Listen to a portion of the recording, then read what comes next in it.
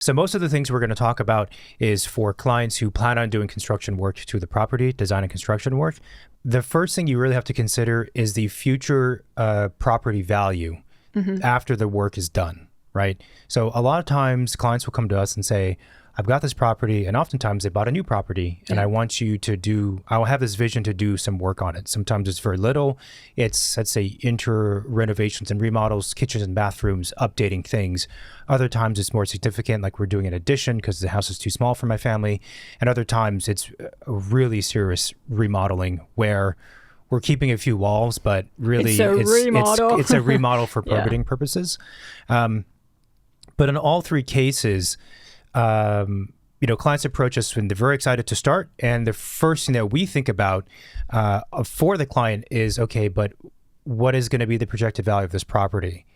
And very closely, right after that question, is the question of how long do you plan on keeping this property and how long do you plan on living here? So in fact, when I have phone calls with new clients, that's one of the first three questions I ask. Yeah. How long do you plan on keeping this property? How's it going to be used? How long do you plan on living there? Because that greatly impacts this projected property value, right? So the way I describe it is that if you plan on keeping this house for the short term, let's say 2 to up to 4 years, that is a short term amount of time. A decade is much longer, and that's another marker of time. And then there's kind of a third category, which is a forever home. Like some people, they know we're not selling, this is it. I'm keeping it forever for ourselves, or I plan on keeping it forever to pass it down to my, kids and grandkids and that kind of vision. But the reason why we need to know how long you plan on being in the house, as best as you can decide at this point, is of those three different amounts of length that greatly impacts, again, this projected value. It does. I mean, especially, we've seen that during COVID with some clients who were in the category where they bought a house that was move-in ready, but they did want to add to it or kind of like develop it still because there was room on the site to do so. And, the thing is you come to find out that they already bought it overpriced from what it was. So they could have done the work for themselves, but really it would not have added to the property value. If anything, they would have priced their house out of the neighborhood. Yeah. And then you're kind of like risking of not being able to sell it. And in their scenario, they were only planning to be there for like 4 or 5 years. So it didn't really make a whole lot of sense to do that. And I think if they had known that's what they wanted to do, they probably would not have bought that house. Yeah. Or they would have bought that house knowing that it's not possible. So therefore don't even bother thinking about it or looking into that. Yeah, so generally, the shorter you plan on keeping the house, the more concerned you have to be with your return on investment. Yeah. And the longer you plan on keeping the house, the less you have to be concerned with that generally, because with the market, the real estate value is just going to go up naturally. Yeah. So you'll end up earning your money back, again, depending on how much you put into it in terms of construction. But you're right. And there's always different reasons for doing work, right? There's different motivations. One is for themselves. And then two is, of course, because, well, let's develop and sell it for more. That's what everyone does. Yeah. Sounds easy in a sense, but you really do need to think about it. So if you have a neighborhood, right, and the average house in the neighborhood sells for around $6 million, and maybe there's like 1 or 2 outliers that are like 7.5, and you bought yours for 7, and you plan on sinking a couple $1 million into it.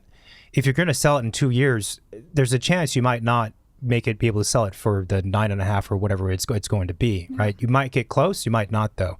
Obviously, if you do that and you plan on keeping the house for the next 15 years, well, 15 years from now is a really long time. Probably a good chance by that point in time, the value of all the properties will probably be past 9 million, right? So and this is kind of like a real estate developer hat that we have to wear and clients should wear. When you're thinking about essentially developing a property, even if it's through a remodel, you really have to consider the other values in the neighborhood. And it's tricky too, I feel, when you're buying a house, because oftentimes, you put the trigger on a house because you fell in love with it, right? And it's kind of hard to rationalize the purchase in a way that is more of this mindset, like what makes sense and what will make sense in the future when you've been seduced by this property, right? Like it's really hard to like, first of all, find both aligning, like it's almost impossible, I would say. And then, you're probably going to follow your heart rather than follow your head in some instances. But Also, I think knowing that you overpaid for it is, something you should look into, just because Yeah. it's just not good in general, because we've seen a lot of houses listed that were bought for like twice what they were worth during COVID, and I'm thinking that's great. Whoever bought that is probably thinking like that was a beautiful purchase and the house looks fine. But if you're the only one out there in the neighborhood at that price, it might take a long time for everyone around you to catch up. And you might, if you have to sell before it's time for you to catch up, you're probably going to be losing money. So that's also something to think about. Yeah, this is why the timelines are important. So 4 years is getting to close to 5 years. And I kind of say that that's sort of a breaking point, because the general market value of properties in this hypothetical neighborhood will like naturally go up over the course of 5 years. But if you're thinking shorter than that, then you're really thinking more of in a kind of a developer mindset. You have to. And we need to know that when we're working with clients, because I want to know when I'm designing something, even in the early phases, if this makes sense at all. I can draw something that's going to cost a lot of money. I can draw something that costs less money, and it makes more sense for someone who's going to sell it in a few years. Now, that is the benefit also, though, if you plan on living in the house for like 10 years, then you still should be mindful of the neighborhood you're in, obviously, if you want to get your money back. But it's just less of a focus, because 10 years is quite some time. And a lot of the neighborhoods that the clients we have are in, like the property value is just going to keep going up. We're putting aside kind of economic dips. The other thing, too, I was going to say is, so folks might be wondering if there's ever a situation where I don't have to be so concerned with the comps. I don't have to be so concerned with like the price of all the properties in my neighborhood. And there are situations, for sure. If you plan on keeping the house forever, and you know that this is your retirement house, and you have enough money to do something nice, and you spend that amount of money, and then it's going to put you over the top. You're going to be overdeveloping the property for the neighborhood. Who cares? Who cares? Right? Well, I mean, if it's your forever home, you're going to probably like pass away in your 90s. That's, 60 years maybe from where you're at now. And then your kids would probably be able to use it or sell it. I mean, 60 years over the course of a housing market, that's a lot. Like if you look back 60 years from, 2024, crazy. And look at the price of homes 60s, then, like 50s. You can probably expect it's going to just keep going at the same rate or faster even, because just things are going out of control right now. And that's it's a, for those who are more, how do I put it, financially minded or mathematically minded, right? It's a really hard pill to swallow. It's hard to grasp the idea that you would spend money on something, put more money into it, and not be concerned with getting your money back, especially if you're used to investing in stuff. Yeah. And so it is also a little bit of a personal philosophy. Obviously, we're architects and interior designers, so we tend to advocate for just high quality design, full stop, period. But really, though, if you think about it, if you plan on keeping it for the next 40 years, and you have money, you should spend that money on quality of life. And this is your house. You're going to be in it, especially if it's a primary residence. That's the thing. You are adding value to your property because it's will personal. Get there. It's also but personal you're also value. adding value to your life, right? And you're adding value to your property. It would probably won't beneficiate you directly, but it would beneficiate your kids. So, it's like it's another way to invest, I think. Yeah, we've had some clients before who... the house was to be a forever house. They're going to be, and to be honest, also the forever house that's going to be in the family or be owned for 50 or 60 years. At some point, it's the same thing as if you keep it for 20 years. Like, you're still going to make your money back. And even though they knew that, they just had a really hard time, like knowing that they were going to put in more money than what the other houses are worth currently. And we kept conveying to them, I said, I understand that, but you're not flipping this house. So it doesn't matter, right? In 5 years, and this was in a really nice neighborhood that was developing because of businesses and whatever else. I'm like, even in 5 years, it's going to be worth way more. So there is also, on the flip side, the tendency for some clients to cap what they want to spend because they're looking at the other property values right now, today, or it was sold 2 years ago, right? But again, project 10 years out, like it's just irrelevant, kind of baseless conversation in a sense. So I think that's one situation when it's okay to spend more money than what would make sense for now, because you're really thinking about the future anyway. Yeah. The other situation where it makes sense is if you're wealthy. And we've definitely had clients where they buy a property that's very expensive and they put a bunch of money into it, and they are not concerned with retail or resale value. They don't care. Because they're fortunate enough and they've worked hard to have money, and they're like, I want to live in a place that I like. I do not care about, obviously everyone cares a little bit, but not really, right? They want quality of life, because what's the point of having a bunch of money if you don't have quality of life? Enjoy it. I mean, it is similar, I think, mindset to have when you buy your forever home, even if you're not, as part of like the top tier people who don't really have a limited budget. If you do buy your forever home, and let's say you're not remodeling your kitchen, like your bathrooms are outdated, you're not going to do this and that, you're going to keep the carpet that came with the house and this and that. Oh my, keeping the carpet. No, but because you're like, oh yeah, we can do that later. And then just lives go by, and then you get to retirement and your house has been looking the same as the day you bought it. And you've been tired your whole life of seeing your house the way you've seen it. And now you're old, you're tired, you want to enjoy life, and you need to start a remodel. And it's kind of like, I honestly think it makes sense to remodel as soon as you move in, or like right before you move in. After you close on the house, just do it then, be done with it, and you can fully enjoy the house that you want to be in, rather than wait. Everybody just waits for retirement to enjoy life. And I think it's kind of like the old way to look at life. I think maybe like our current generations are a bit more in tune with, we don't even know how far we're going to make it, No, I think so that's let's true. Just there might not even be a wait, retirement. like we all work hard, we own our, we make money, like we should at least like enjoy life as we move through it, rather than wait to get close to the end to enjoy it, which doesn't make sense, because when you're old, you get tired, you need to sleep more, you are less, you can move less, you can get hurt more easily. Like in concept, it makes no sense to wait until then, right? So I would say don't wait until you're like, 70 years old and be like, oh, we need a new kitchen. Oh, are we really going to do it? Like, oh, we could do the kitchen, or we can go and travel. What are we going to do? Well, we're going to want to get out of the house, so we're just going to go travel. I agree. So I guess another piece of advice is that for most people, if you're considering doing work and you do have the means to do it, the money to do it, then just do it. Don't wait. It is so common. And any listener will understand what I'm saying, because I know you've probably spoken with a neighbor who's been like, yeah, I'm going to do this remodel. And you're like, yeah, Joe's been talking about that remodel for the last 15 years. Well, and the other and you thing, go to their house and it's a trash dump, right? Because it's a nice property, a nice big house, but it's just old. And 15 years have gone by. What are you doing? I mean, what, you've done 3 remodels already. Like, what are you doing? But the other thing too is that, let's be frank, like, cost of construction is just gonna go up. So it doesn't make any sense to wait. Like, loop it in the first round of whatever you're doing. Just do it then. Maybe like do a little bit less, or like spend a bit less money on like some stuff to make it work if it's, if money is tight, or phase it out over the course of like the first 2 or 3 years, just so you can get it done in the first chunk of owning that place. But it's just going to be worse. I wanted to respond to what you were saying about when to do construction projects when you're buying a property.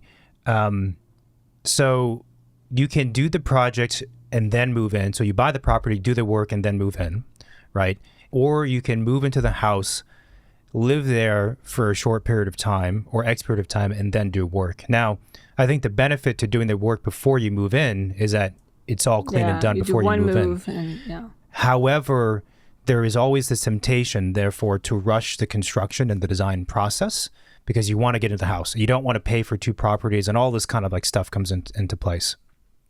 And that's 100% true. And it's really tough to, if you're not a wealthy multimillionaire billionaire, it's tough to set on multiple properties when you don't need multiple properties.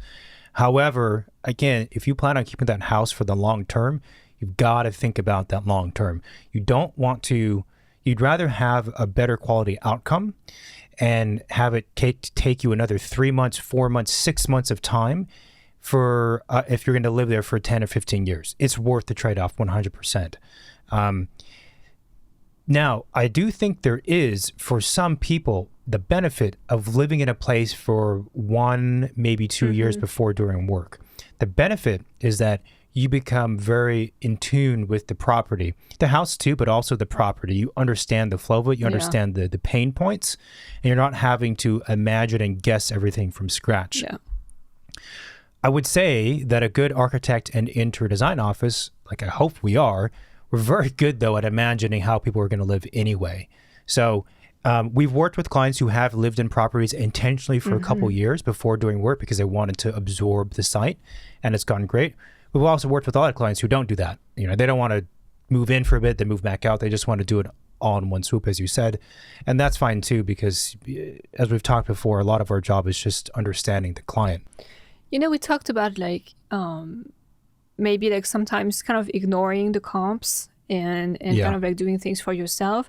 I think the other thing is, you know, ignoring the comps in terms of design is also a good one. Yeah. Like don't necessarily look at what type of homes people are doing around you or what type of homes are selling. Like unless you're a developer, like it doesn't really matter.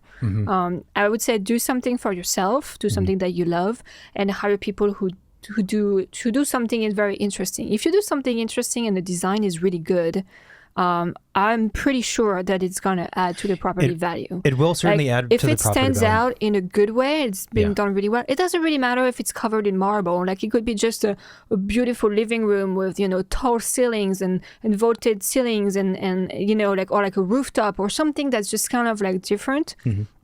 And I think that would definitely put you to the next tier of places. Like there is kind of like the base property on the market, and then there is like the gems. There is the ones that are overpriced for no reasons and nobody really understands like what happened there, right? And then there is like the gems that people are looking for, or the ones that people would be willing to pay more because they understand they're getting something that no one else has. That's different. Yeah, I agree with that. We have a lot of real estate agent friends. We had a few on the show, and they all remark and say the same thing, right? And I like your point too. It's not about spending more money on fancy materials. It's about just having good design. Yeah. And a lot of times in the case of houses or any structure, really, it's about circulation, like the flow of space, the quality of space, light, air, proportions, and views. It's things like this. These are like the bones of a good design. And you can achieve that and have a space that feels just wonderful. And you're not putting marble on every surface. You know, you're not decking it out with gold or nickel trim and things like this. And I do believe, and I've seen this through evidence when working with a lot of different people, that the average person who is not a designer or architect and has no training in those professions, they do sense the difference between a high quality space when they're in a house versus not. You just feel it. You just feel it. Yeah.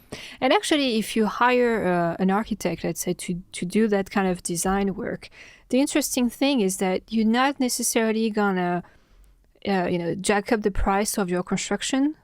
Yeah. I feel like if you hire someone who is not an architect, they might just try and cover things with nice materials and things to try and bring value to the property. But again, finishes tend to fade away and, lose trends. True. And eventually need to be remodeled, right? But if you do hire an architect who thinks more about the spaces and the volumes and the kind of like intangible materials that really build, quality houses and architecture, those are materials that will be timeless. Like space and light and things. Space and light. And you can do space and light with just white wall, white Jeep walls and big windows. Like that, you don't need to jack up the construction price per square foot in order to make it nice. I also think in terms of how much money you sink into a property, how much design and construction money you're putting into it. Let's say you're about to put in some money, and you know that when you put that money into the property, you're going to be the most expensive property in the neighborhood, which from a development standpoint is not like the ideal situation. But let's say you're going to be at the point where you want to do the work. I would say that if the neighborhood you're in is a good neighborhood, meaning there are other factors that make that property and the neighborhood very desirable, then it's much easier for you to put in that money and get money back. So let's say you're located conveniently near a great school, right? Like one of the best schools in your city, right? And the houses are all worth, I don't know, $4 million. And then your house, when it's done, is going to be worth $6 million. Like you have to sell it for $6 million in order to get your money back. is more likely you're going to be able to sell it because someone will want to pay a premium to have a nice house because they want to be next to that school, right? Yeah. Conversely, if you're in a poor neighborhood and there's nothing drawing people there really, and you price yourself out of the neighborhood, you're going to have a tough time because there's no other reason to be there other than the quality of the house, and that's not enough, right? Like people will pay a premium for a house when it's done and it's nice, but especially if there's other stuff that makes that property desirable. Yeah. And that's the great thing too about being in a good neighborhood. You can just sink in a bunch of money and not be concerned because there's always going to be people who need to be next to a good school or need to be next to the beach or I don't know, whatever else kind of amenities and things exist. The next thing I think is to be aware of the construction cost in the area where the property is located. Yeah. And as a potential homeowner, like you might not know what that is, right? So the best way to know is call up an architect who's around or that or someone recommended to you or a contractor and just kind of like have an idea like, okay, if I'm buying this house and I need to do a remodel, like are we talking about $150 a square foot? Are we talking about $1,200 a square foot? Because I think that will also give you an idea of the budget that you need to have in mind when you buy and negotiate, to close on a house. Yeah.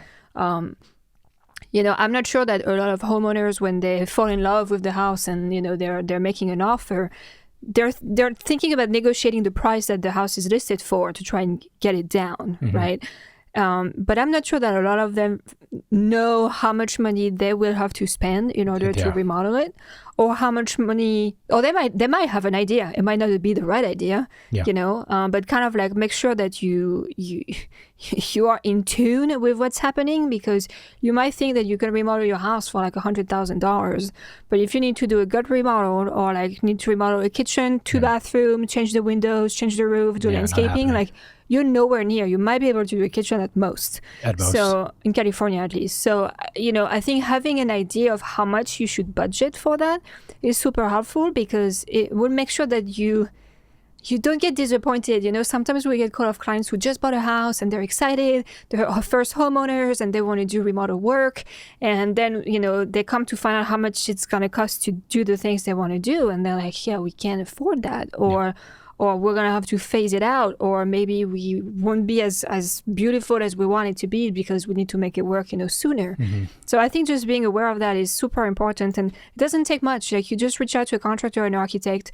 Maybe you pay them for like a couple hours for them to, come and look at a house and do some research for you and put together some numbers, and at least you have an answer. Yeah. Everyone underestimates the cost of construction and also how long it takes. And I mean, everybody ranging for the people who have a modest amount of means to do work, and people who are super wealthy also, they underestimate how much it costs.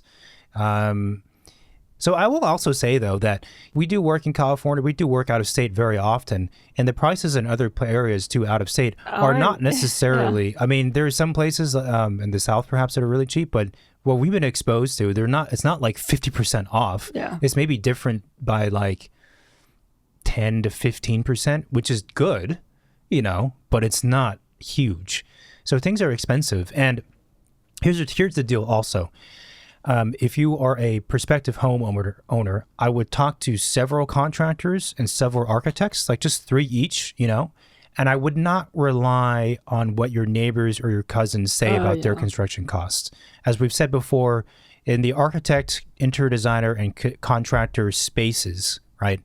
You throw a fish net out there and you loop in, you catch 100 contractors, they're all going to be different.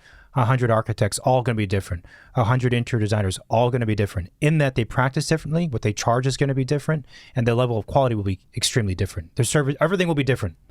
So, and it's very common. It's like when someone says to me, oh yeah, I have an idea of construction costs because my neighbor hired this contractor. They say they're great. They did a kitchen remodel and an addition, blah, blah, blah. I know before they tell me the price and before I've seen that work, it's not going to be good work. And it's going to be super cheap, like crazy cheap to the point where I would never use that person because it's poor quality construction and poor design. And again, you're actually taking value out of your house if you go that route. Like you're not adding value. This kitchen will have to be remodeled in 15 years because it's going to turn to shit. Yeah. So I think getting some metrics would be very helpful for people. Now, I would say that you could very likely come across contractors and architects who will not want to talk about construction costs with you. Yeah. Because a contractor in particular will say, right, I'm not going to give you any numbers until you show me some drawings and some plans. Then I can give you an estimate of how much it's going to cost. Now, on the contractor side of that discussion, I get it. Because what happens with contractors, as you can imagine, if they state a number and they say, now, dear potential client, I'm going to give you a number, but I want you to remember, this is just a rough estimate. I have no idea what you're doing. So this is just a ballpark, right? I must emphasize to you 3 times now. I've told you, this is just an estimate, just an estimate, just an estimate. 99.9% chance that client, if it becomes a client later on, will say, hey, you told me it was going to cost this much. And the other contractor's like, this is why I don't tell people numbers. So I get that completely. However, I do think it's to the benefit of everyone to have some comps, right? So an easy way to get contractors to talk about prices is to not ask them how much your project is going to cost. Ask them, have you done, let's keep it simple for the sake of our conversation, have you done an addition to a house that was also about 600 square feet? Obviously in this region, because all contractors practice within a certain region, how much did those cost? And they'll tell you, right? Yeah. And now you know roughly how much yours might be. Now, with estimates and construction costs, the numbers you get from a contractor is only as good as the information they have. So if they've just met you and they're walking through the property, they have 1% of the information they need to give you a number. But I do think comps are helpful, and it's better than nothing. And if you talk to 3 contractors, now you have a range, you have right? An idea. Hopefully a realistic range. Yeah. I mean, if I was going to buy a house and it's my first time and I know nothing about the construction industry or the real estate world, I would be like, I would probably want to have some information as to what I'm getting into and then do some research just to feel more confident. I think it's totally normal, for people not to know, but I think you should probably do your homework because at some point you're going to want to do construction. And I think you need to be realistic. You can't just assume because Bobby down the corner of the street hired a handyman to do something that is going to cost you the same. Like Bobby did something that was particular to Bobby's house, in whatever budget he had, whatever scope of work he had. It was done. Whenever he did it, which might have been 30 years ago, right? Even if it was 4 years ago or whatever years ago, pre-COVID, prices were extremely different, super different. So I think talking to professionals is a good idea, and I think getting comps is a good idea. I think the other thing I was going to say is that the thing that makes it difficult for all of us professionals to give numbers before we know you or have done any work is we don't know the level of quality you're trying to achieve. Yes. So one of the things the ways I like to talk about this future potential project, which is just completely conceptual and nothing's drawn yet, is by comparing it to cars. Is this work you're going to do, would you describe it as being a upper end Honda kind of outcome that you're looking for? Are you looking for a Lexus, an Audi, a BMW? Or is this meant to be, are you truly really trying to build something like a Porsche or Ferrari or a Pagani, right? And of course, everyone says, well, I want like a Lamborghini, but with a Honda price. I'm like, well, obviously that doesn't work then. You can't buy a Lambo for a Honda price, and you're not going to do the same thing with construction. But no one is going to tell you if they go and bother contacting an architect that they want to buy like a Subaru. They will though, because if it's a development property or you only plan on living there for like 3 years, then you're not going to splurge on it, right? And even if you don't tell the professional, I think internally you have to be very honest with yourself as a homeowner and decide, what am I trying to do here, right? Yeah. And that will help too, because you will find contractors who will do the Pagani level work, and you'll find contractors who do, I don't know, what's lower than a Toyota, like a Jeep Cherokee kind of, or whatever kind of work, and on the surface, it's really hard to know and to vet who's who if you're not in these industries. But so anyway, I think getting prices and trying to vet people. I think also it's good because there is different tiers, right, of pricing. There is different tiers of design too. So, when you ask contractors and architects for like rough costs of things, like you can ask them like, I'm just trying to like make it clean. I'm not looking to do anything fancy or complicated. Like how much would that be? Kind of like the baseline. What is the baseline? What is the higher end line? And then what's the middle ground? Like, can I do something that's maybe a little bit better than average, not going too crazy? Like what price per square foot would that be? Yeah. Because I think it also helps people, situate themselves. Like when you only have one price per square foot reference, for example, you have no idea. You have no idea what that means, right? People then think that, I can spend just a little bit and I could get a Pagani. And you're like, no, that doesn't work that way. Like we can't, there's limit to what's possible. The other thing I'll say too with construction cost estimates and these types of numbers, just to clarify, so the cost per square foot is a common way to talk about the overall construction costs, but it's more applicable when you're doing larger scale work. So like full gut remodels or additions, like or freestanding like ADUs or guest houses or full ground up houses. Then you can talk about cost per square foot. It's less common. It's a little more difficult to talk about cost per square foot if you're discussing individual spaces like one bathroom, one kitchen. More likely if you're describing if the project is going to be kind of discrete rooms in a house, then what we do and most professionals do, I think, we don't really talk about it in terms of cost per square foot. We just talk about it as a total number. Like, we did this project, the kitchen portion of that cost that amount of money. Yeah. We did a standalone bathroom, that bathroom costs that amount of money. So just so people know. Or if you want to just change windows, maybe around that much. But if you have kind of like a piecemeal scope of work that's scattered throughout a house, like that's a lot more complicated to price. So it is hard, yeah. I know any contractors are listening, like, please do not call me and ask for numbers. I don't want to give you numbers.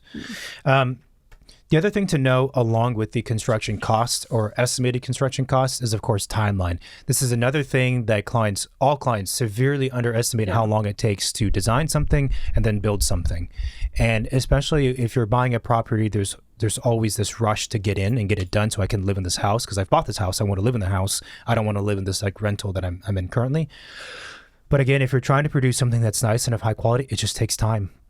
It takes months and sometimes years to do it. Well, there is always something that shows up along the way too that's just going to delay the whole process. So now, like everything, there's a lot of pressure. You're probably not going to make the right decisions because your mindset is not set up right. So it's a little bit like you need to make sure like you understand the timeline, and you need to make sure that you're giving enough time. Like in construction budgets, there is always like a little contingency amount that you keep for contingency. If something happens, we open the walls, and we discover something needs to be fixed that no one knew we were going to fix. We know we can tap into that portion of the budget that we allocated for. It's the same thing with timeline. You have to have a contingency timeline. You have to budget a portion of the time that you're planning for construction in case something goes wrong. Best case scenario, the project is done before you have to get into that contingency timeline. Worst case scenario, you're covered because you already, expected that it's gonna to be honest, and this might sound unappealing to certain clients, but I would really, really not try and set a hard finish date. It doesn't. This also won't be appealing to clients, but like design and construction projects, they kind of take a life on their own. And it's because of unexpected issues like you mentioned, but also just everyone's working with different people, it's a new client potentially, different contract, whatever. Like you just don't know how long it's going to take. As not to say that professionals should be slacking off and not putting in the hours, but projects go how they go. And, especially if it's a long-term property you're going to keep, it's again, why would you sacrifice 2 weeks of or a month of design and construction work or either sides of that for an inferior product? Like most clients, when it comes down to it, they won't. The same thing with budget. Most clients, when it comes down to, are you going to spend an extra $20,000 for this feature that you wanted or not? In the end, they'll be like, yeah, I'm going to do it because I've come too far. Yeah. I've come too far to not spend it, and I want it, and this is going to be my house for the next 10 years or 5 years or whatever. Like, I'm going to do it. Yeah. It's the same thing that happens with schedule, right?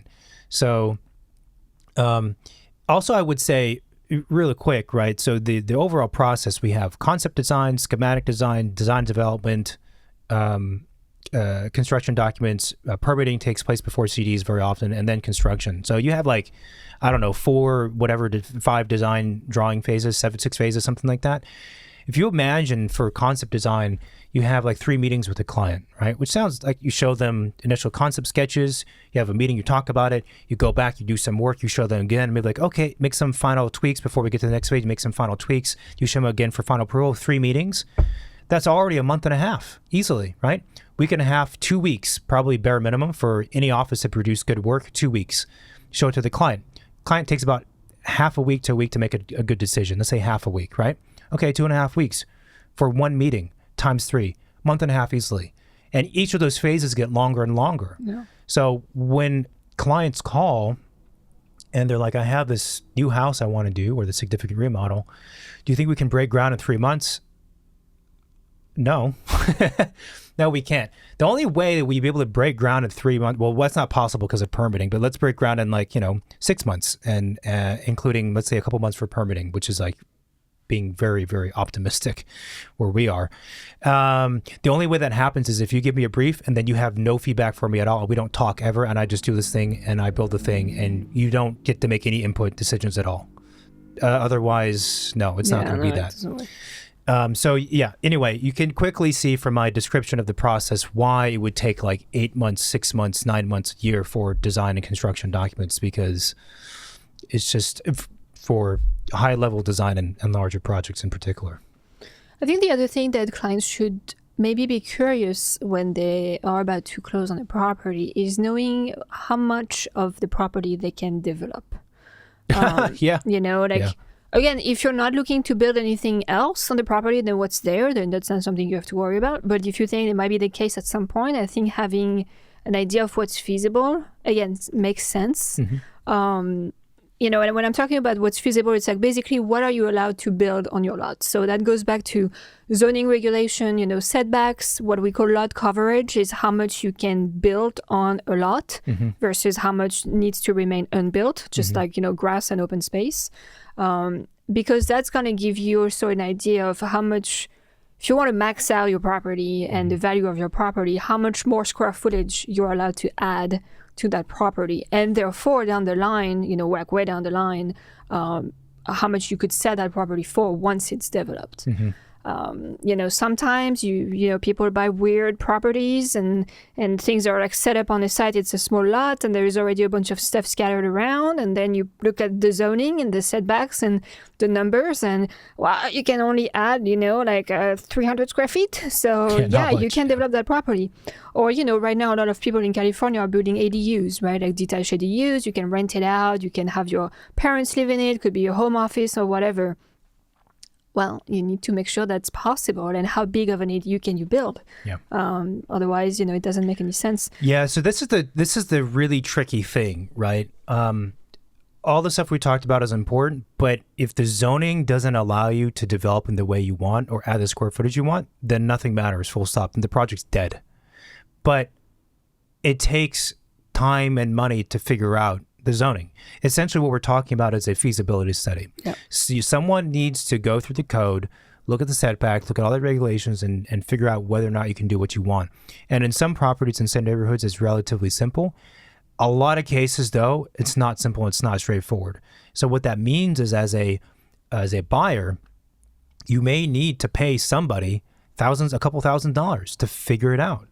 Now, for some people listening, they're like, spend a couple $1,000s just to find out whether or not this is viable. There's no other way around it. And it's pretty common, I think, especially in the kind of higher end tier of clients. Well, they will spend $5,000, $6,000, $10,000 to vet a property before they buy it. Now, 10 is getting up there, right?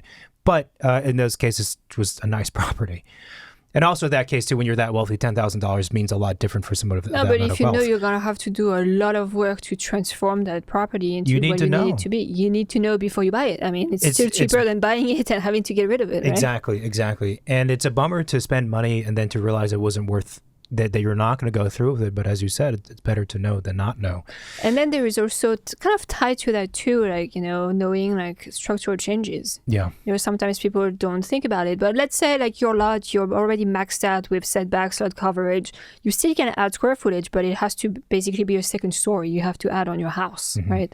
While your existing structure is probably not going to be enough to support a second story. So you kind of need to have an understanding of how much that would cost to upgrade the existing structure to support that new developed property. So I think, reaching out to someone to kind of like run a study on this makes sense. And it would quickly show if this is a yes or if this is a no. Yeah. So one of the things we do, so in terms of the finding out what elements in the building are structural, meaning what components, the beams and columns, let's keep it simple, are holding up the house. Because a lot of what's built doesn't actually hold up the house. It's just there to enclose space, define space, and keep water out and stuff like that. And then what's remaining is the skeleton, the thing that holds up the house. Determining that is really difficult, especially with old properties. Now, if you're used to practicing in one neighborhood or in a certain town or region, then because all the other houses are like that. We've seen it before. So if we have a house in San Francisco or in LA, like I look at them like, yeah, this is not structural, because, or the structure runs a certain dimension because all the houses, it's the same thing. But it is difficult. So I think acquiring the plans of the house can be helpful. But again, the further back in time you go, the less quality the plans are and the less chances the plans even exist. So when it comes to like discerning the structure of it, it's a little bit more difficult. Sometimes clients have in their mind like, oh, wow, it's just wall structural. I don't know if we can move it. It's like, of course you can move it. It's not a big deal. Even if it's structural, you can just still move. Run some other headers around, add some yeah. beams, add some columns. Like you figure it out. Is it going to cost more money than if it wasn't structural? Yes. But it's not like we're flying to the moon here. You know what I mean? Like, it's an interesting thing. Sometimes people, oh, I don't know if we can move this beam. Like, yeah, we can move the beam. We could tear down the house and start new if we wanted to. Make it float if you want. We could demolish half the house and rebuild it if we wanted to. Of course, it's feasible. So in a certain sense, it's not challenging to do that work, but in the other sense, of course, it does cost more money than just moving a few partitions around. The other thing that happens with older houses too are, the mechanical systems. The HVAC systems are just outdated and need to be replaced. And some types of houses, especially the mid-century ones, those systems, they're not up to date. They need to be replaced. No, and a lot of them, they have like, piping that's cast in the slabs. So if you want to upgrade that, you basically got to rip out the slab. So specifically the mid-century style houses, right? Like the case study houses in LA are really cool, but they always have those problems because there's no space for the mechanical stuff. Like there's no room in the ceilings and the roofs and the foundations, the slab with stuff embedded. Like how do you put in a new HVAC system when there's no room for it? That's the conundrum with those things. So, but I think zoning is number one, and then after that, maybe having a little bit of sense of like the structural changes. But it's just a matter of money when you talk about structure and HVAC. Zoning, no amount of money in the world is gonna change zoning. You could try but to. I think like if you, let's say you buy a hillside property, in LA, for example, well, technically you're buying a really big property because the lot is, I don't know, like let's say half an acre, right? So your lot coverage, you can build a lot before you're even like close to cover like your max lot coverage. But because you're on a hillside, there is a lot of other restrictions that kick in and what's feasible and how much it costs to build on those conditions. So there's a lot of things that I think, could get underestimated and can get kind of like in the way of what you're trying to do. So those would be things that you would want to know if you're really knowing that you're going to have to do a lot of work or you really want to make money of a property. Yeah, so this is where engaging with a design professional, like an architect, is a good idea. Some architects, they'll do phone calls and maybe a site visit, for free just to help out somebody. Other architects won't do that. Or what we do very often is, like, we're requested to, clients are in all the situations we're describing, we do some work for them. A feasibility study, zoning analysis, plus some quick design sketches just to see if what they're thinking about is feasible. And we get paid for that, right? That's the project starter service, which we've talked about in the past. And the client's spending money on us, but again, better to know now than later on if it's viable. And those have been very helpful, I think, for those clients as well. I do want to say, In terms of the professionals you should speak with, so again, contractors good, architects good, interior designers, yeah, not so much really in terms of vetting a property, because most interior design is just itself is just loose items like furnishing and whatnot. In terms of all the construction feasibility, the person in general who I would not trust is your real estate agent. Now, as I said before, we have a lot of friends who are real estate agents, and we're friends with the good ones only.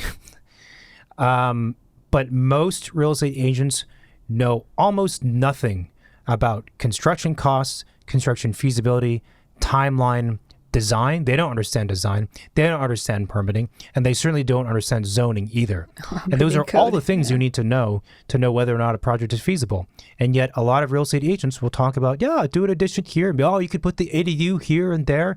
And I get on site, I'm like, no, you can't, you know? And the agents gets like, why did you tell them that? Because you're lying to them. That's why. Yeah. I know you don't know. So don't make it up.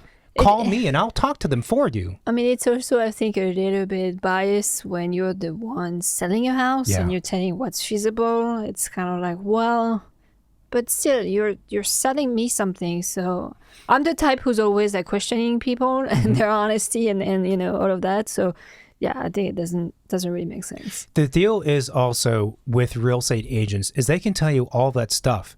Once the commission is earned and they're done, they're walk away. Done. Yeah. Right?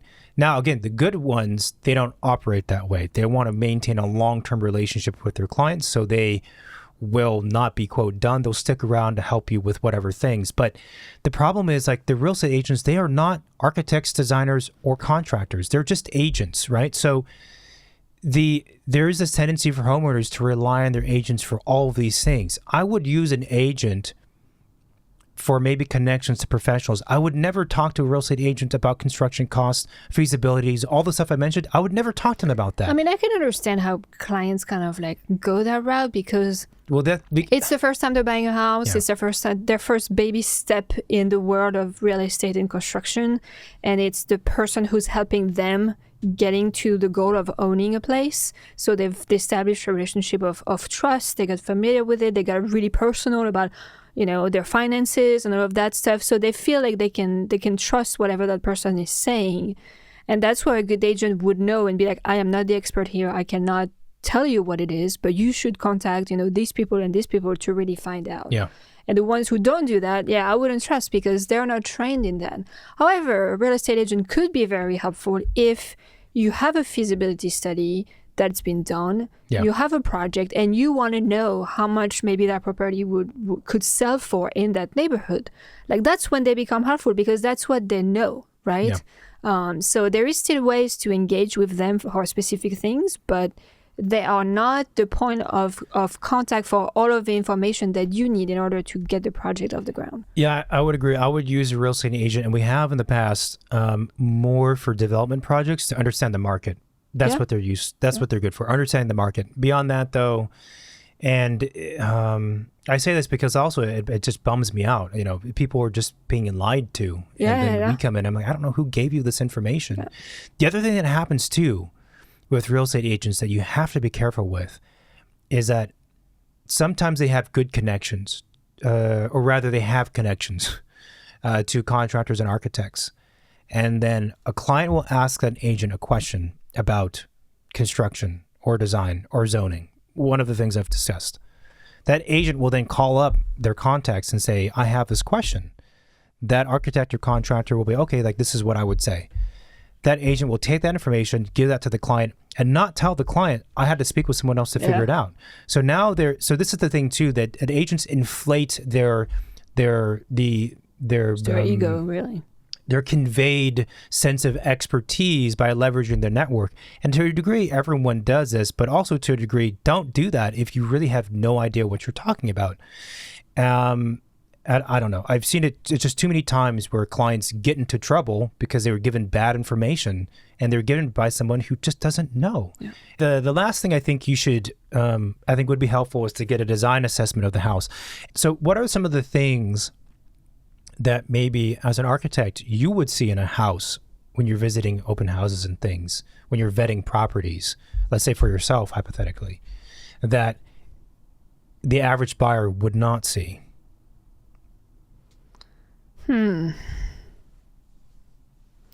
I mean, the first and obvious one is the flow of the spaces. And if they have a floor plan, an existing floor plan of the house, like it's pretty clear. Like, at first glance, like there's things that just jump to your eyes.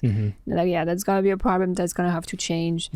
Oh yeah, you want the kitchen to be by the backyard and the dining over there. Well, guess what? This house is the opposite. So you're gonna have to flip the layout around. You said your budget was that much. It seems like that's not gonna be possible. You're gonna have to triple that. So, yeah.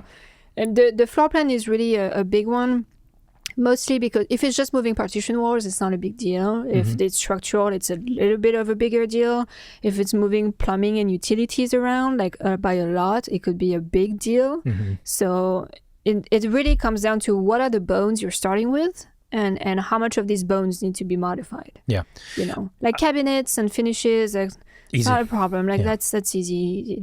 Things don't need to move. But as soon as you have to relocate stuff and do major work, it could go up pretty quickly. Yeah, so the way that an architect would view a house, right, is that there's, let's describe sort of, let's say there's 4 different layers to the house. The first layer is the program, like the number of rooms, right, is that it doesn't have enough bedrooms and bathrooms that I need. That's like the programmatic, like the base. Then above that is, let's call it the formal composition of the house, for lack of a better phrase, like the figure ground, the massing and the space, like the things you're describing, the flow. Like, is it proportional? Other space, the raw space is good. Then above that, you have in the built-in stuff, which is still requires construction, but it's like things like cabinetry, right? So it's fixed to the house, but you could rip it out. Right. Yeah. And then the fourth layer is like the finishes, like the paint and then the whatever siding and things that go inside of the house. And those are the layers. So that's how I would assess the property. One is the program layer. Does it have the count that I need and are the spaces located in the right areas? Then second is that the form and space. Does it flow well? Right. Because if that's not good, nothing else matters. Doesn't matter what materials you put on it. Doesn't matter how nice your cabinets are. If the house doesn't flow well, if the spaces aren't proportioned right, nothing else matters. It could also be things sometimes, in terms of style. Like, let's say you're buying a Spanish style bungalow and you're trying to turn it into this really minimal, rectilinear architecture. Okay. Right? Well, you're going to have to modify the roofline quite a bit. Yeah.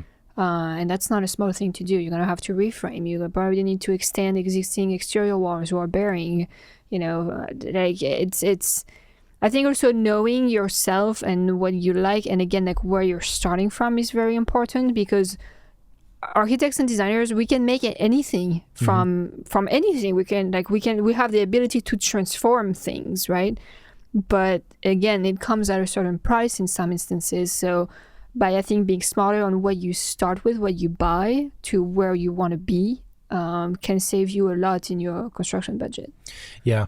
The other things that I like to look for in a house are, for me, is exposure to sunlight. Yeah. I think this is something that most people don't consider, but as a person who likes sunlight, I think most people do, this is like one of the first things also I look at. I said program, then I said there's like form and space. Sunlight is right there in form and space. Where are the windows?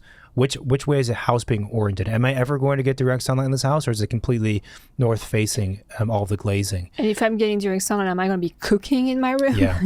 Yeah, this is a very, very important thing. And I say this also because a lot of houses don't have enough windows. They're just small, tiny windows.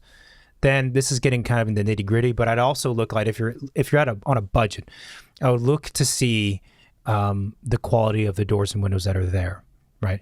Just because I would say replacing, again, this is based on experience, people underestimate how expensive doors and windows are. They're expensive for decent ones, not even like really high-end ones, just decent ones. They're not cheap. Yeah, and then there is smaller things like, okay, storage. How much storage is in the house, and is that enough? I mean, it's small things, and there is smart ways to find storage in homes, like, built-ins or hidden or things like that. But if the house is already pretty small and there isn't any, well, you might need to build a detached garage or something to make it work. Yeah. And I do want to also reemphasize this kind of design assessment that I would not use a real estate agent to talk through design ideas. Like, don't do this thing where you go through the house and the agent's like, oh yeah, you could swap this around, that around, that'll fix the space. Oftentimes I'm like, yeah, that makes no sense. I would not do it that way. Would you talk to the receptionist you're booking the appointment with to suggest to the doctor how they should operate and what they should operate? Like, no. The last thing I'll say with that too is I think there's sometimes this misconception. Well, this real estate agent, they see so many houses that they must kind of understand design changes. Just they've learned it through osmosis. But they're not part of the process. That's I mean, they come at the end. They have no idea how people got there. That's true. They have no idea how to get there. But also, I would say in terms of like design thinking and proposals, that's a little bit true if you're talking about super, super, super basic things. Like, oh, there's a partition wall between the dining and the kitchen. I want to remove that so they're connected. Like, yes. But you don't need to have seen a lot of houses to know that. Anything beyond that, no, you don't really learn the craft of designing a house just by seeing a bunch of houses. It just doesn't happen. So, yes, I would take what they say with a grain of salt when it comes to feasibility or design input. But I think that's pretty much it. The last thing I'll say, if you're buying a property and it's going to be ground up new construction and there's nothing existing on that property yet, it's untouched land, then there's a whole list of other things that need to be taken into consideration, such as access to the site, putting in a road, putting in utilities that don't exist at all, running utilities out there, sewer lines, all of these things. So your, call it upfront starting costs to develop the land before you even put a building on that is potentially a hefty amount depending on where you're located. If you're located in like the woodsy area that's really nice and remote, it's going to cost a lot of money to just get in the bare necessities, like the utilities and things, before you start even pouring foundations. The same thing too. If you're on a hillside, it's going to take a lot of money to do that plus foundations before you even have a house. So that also, I just want to say that if you have a completely blank piece of property, it's a little bit different than a lot of what we described because it's not a remodel. You don't have existing things to work with. Remodels are tough, but a lot of times there's stuff there. You have something to work with. You have a sense of constraints.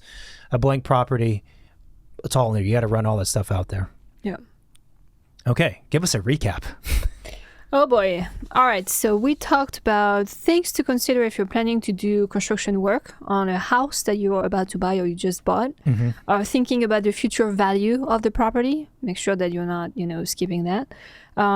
Also questioning yourself on how long you think you will be living in this house, because that could really determine your approach on what kind of work and how much work you'll be doing to the property. Yep. And that value, the value that you mentioned. The other thing is maybe getting an understanding of, rough construction costs and the different tiers of construction and expectation, just to make sure you're in line with what's up and not completely off. And with that, I would say if you know that you're the type of person, you want something really high end and nice. So in the car analogy, you're like, yes, I'm trying to build something close to a Porsche, right? If you're talking to a contractor, you have to very seriously ask yourself, is this contractor the Porsche level contractor, the Lambo level contractor, or am I talking to somebody who's more like a, entry level like Lexus? Because those are very different things, super different things. Yeah. The other thing is kind of knowing and understanding construction timeline. Again, not to have false expectation. Mm-hmm. Make sure you have enough wiggle room there. Also, maybe hiring someone to help you do a feasibility study of the construction that you're thinking of doing on the project, running some zoning analysis and research, maybe looking at floor plans or even doing a walkthrough with you of the house and kind of get the first take on it. And also do a design assessment. Mm-hmm. What are the good things and the bad things that might not be working out for what you're looking to do with this specific property. I would say those last two that you mentioned, it just occurred to me that's basically what we do with the project starter services. And I think that is going to become much more common. I don't mean just for us as a standalone office. We do more and more of those these days. But I think in general, especially when you're, even for kind of mid-tier projects and especially the upper end ones, it just makes sense that you would spend a little bit of money to know. And I think homeowner buyers are becoming smarter, and they're at the very least going to engage with the right people. and they're probably going to be willing to spend a little bit of money to know. Well, then in any way, like even if you already bought the house and you were going to hire someone to do design work on it, that would be the first step. It's it would be to anyway. look at the code, see what we're allowed to do, not allowed to do, what's feasible, what needs to be replaced, what can we keep. So you're just, taking being a couple of steps ahead, making sure you're not buying the wrong property. Mm-hmm. And then finally, like I mentioned, if it's new construction, do consider that there's other costs. All right, that's it. Give us an outro. Thanks everybody for listening to this episode. I hope you find it helpful. If you're about to buy a home, it's super exciting. So you should be thrilled, maybe a little bit stressed too, but hopefully this helps you kind of like make sure that you're making the right decision. If you love the show, please share it around, share it with your friend, family, put it out there, spread the word. You can, of course, listen to us on any podcast platform. We're also on Facebook and Instagram. We are, of course, on YouTube, Apple Podcasts, and Spotify as well. And if you love it, please leave us a review. It's always the Your best one. words are getting jumbled up there. I don't know what's happening. We also have The Office, which is Fame Architecture and Interior Design. So you can find us everywhere online through that. And what else is there? Oh, the podcast actually has a hotline, a phone number that you can leave a voicemail or a text message if you have questions or suggestions for topics. And that number is 213-222-6950. We appreciate you guys listening. Look forward to more episodes with you and talk soon. Bye. Bye-bye.